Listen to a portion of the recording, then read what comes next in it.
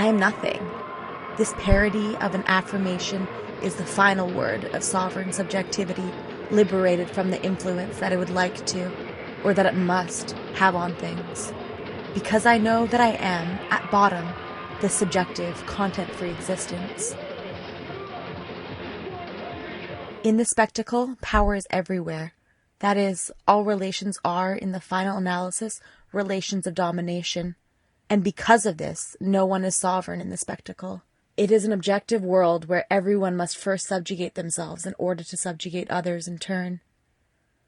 To live in conformance with man's fundamental aspiration to sovereignty is impossible in the spectacle, except in one single instant, the instant of the act.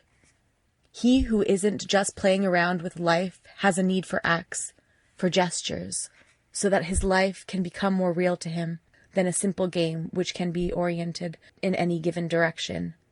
In the world of the commodity, which is the world of generalized reversibility, where all things merge and transform into one another, where everything is merely ambiguous, transitional, ephemeral, and blended together, only acts cut through it all. In the splendor of their necessary brutality, they carve an unsolvable after into what had been before, which people will regretfully have to recognize as definitive. A gesture, an act, is an event. It cuts open a wound in the chaos of the world and installs at the bottom of that wound its shards of unambiguity, univocity. It is a matter of establishing so profoundly in their difference things that have been judged as different that what separated them out from each other can never have any possibility of being erased. If there's anything in Bloom that thwarts domination, it is the fact that even dispossessed of everything, even in all his nudity, man still has an uncontrollable metaphysical power of repudiation, the power to kill others and to kill himself. Death, every time it intervenes, rips a disgraceful hole in the biopolitical tissue. Total nihilism, nihilism fulfilled, which has really fulfilled nothing but the dissolution of all otherness in a limitless circulatory immanence, always meets its defeat right there, upon contact with death. Life suddenly ceases to be taken for granted. The duty to make decisions which sanctions all properly human existence has always been a part tied to the approach to that abyss. On the eve of the day in March 1998, when he massacred 4 Bloom students and a Bloom professor, little Mitchell Johnson declared to his incredulous schoolmates, "Tomorrow I will decide who will live and who will die." This is as far from the Zoroastrianism of Pierre Riviere as it is from fascist hysteria.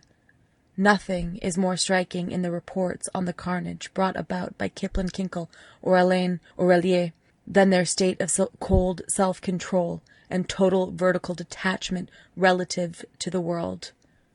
"I'm no longer acting out of sentiment," said Alain Aurelier, while executing his mother. There's something calmly suicidal in the affirmation of so omnilateral a non-participation, indifference, and refusal to suffer. Often the spectacle uses this as a pretext to start talking about gratuitous acts, a generic qualifier with which it hides the purposes it doesn't want to understand, all the while making use of them as a fantastic opportunity to re-inject some life into one or the other of bourgeoisie utilitarian's favorite false paradoxes, as long as those acts aren't lacking in hatred or reason. To prove this, all one needs to do is watch the 5 videotapes that the Monsters of Littleton filmed in anticipation of their operation. Their program appears in them quite clearly. We're going to set off a revolution of the dispossessed. Here, hatred itself is undifferentiated, free of all personality. Death enters into the universal in the same way as it emerges from the universal, and it has no anger about it. This isn't about giving some revolutionary significance to such acts, and it's hardly even about treating them as exemplary. It's about understanding what they express the doom of and grasping onto them in order to plumb the depths of Bloom. And whoever follows this path to the end will see that Bloom is nothing, and that his nothing is a nothing that is sovereign an emptiness with a pure potential. The contradiction between Bloom's isolation, apathy, powerlessness, and insensitivity on the one hand, and on the other his dry and brutal need for sovereignty, can only bring about more of these acts, absurd and murderous as they may be, yet still necessary and true. It's all about knowing how to deal with them in the right terms in the future.